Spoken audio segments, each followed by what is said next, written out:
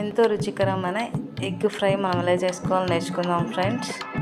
ఎవరైనా ఈజీగా చేసుకోవచ్చు. బ్యాచిలర్స్ అయినా ఎవరైనా ఈజీగా చేసుకునే egg fry. 5 eggs, medium size chillies, onions, కొత్తిమీర తీసుకున్నాం గైస్. నేను ఫస్ట్ ఈ ఆయిల్ హీట్ చేసి మనం ఆనియన్స్ యాడ్ చేసుకుందాం గైస్. కలర్లో ఆనియన్స్ ఈజీగా మగ్గాలంటే మీకు ఒక టిప్ గైస్, కిచెన్ టిప్ ఏంటిదంటే అది ఆనియన్స్ ఈజీగా మగ్గాలంటే ఫస్ట్ మనం ఆనియన్స్ ఆయిల్లో వేసాక కొంచెం సాల్ట్ యాడ్ చేయాలి గైస్. సాల్ట్ యాడ్ చేయడం వల్ల ఏమవుతుందంటే తొందరగా ఆనియన్స్ ఫ్రై అయిపోతాయి ఆయిల్లో.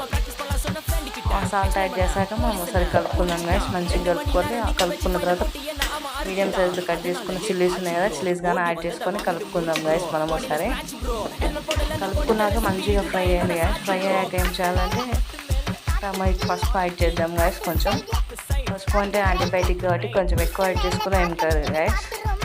మరీ ఎక్కువ యాడ్ చేసుకుంటే స్మెల్ వస్తుంది, తినలేము.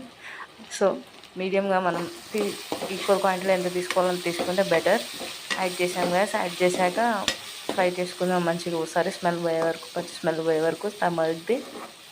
యాడ్ చేసాం గైస్. యాడ్ చేశాక ఏం చేయాలంటే కొంచెం ఫ్రై అయ్యాక జింజర్ గార్లిక్ పేస్ట్ యాడ్ చేద్దాం గైస్. ఇందులో జింజర్ గార్లిక్ పేస్ట్ అంటే ఇది నాన్ వెజ్లో కొంచెం ఎక్కువ ఉంటేనే బెటర్ గ్యాస్, ఎందుకంటే స్మెల్ రాకుండా ఉంటుంది.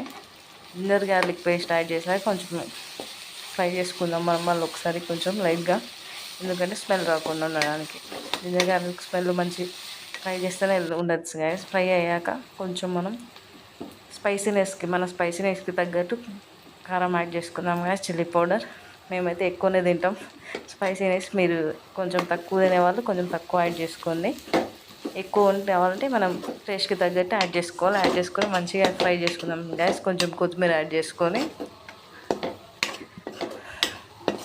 చేసుకున్నాక కొంచెం మంచిగా స్మెల్ పోయే వరకు, పచ్చిగా కారం స్మెల్ పోయే వరకు యాడ్ చేసుకున్న తర్వాత నేనైతే 5 ఎగ్స్ తీసుకున్నా గ్యాస్. 5 ఎగ్స్ అయితే పగలొట్టి మనం వేసుకుందాం. ఇందులో వేసుకున్న తర్వాత అందులో కొంచెం కొత్తిమీరతో గార్నిష్ చేసుకుందాం పైనంగా, ఎందుకంటే కొంచెం ఎగ్లో మధ్య కొత్తిమీర వస్తే టేస్ట్ భలే ఉంటుంది గ్యాస్.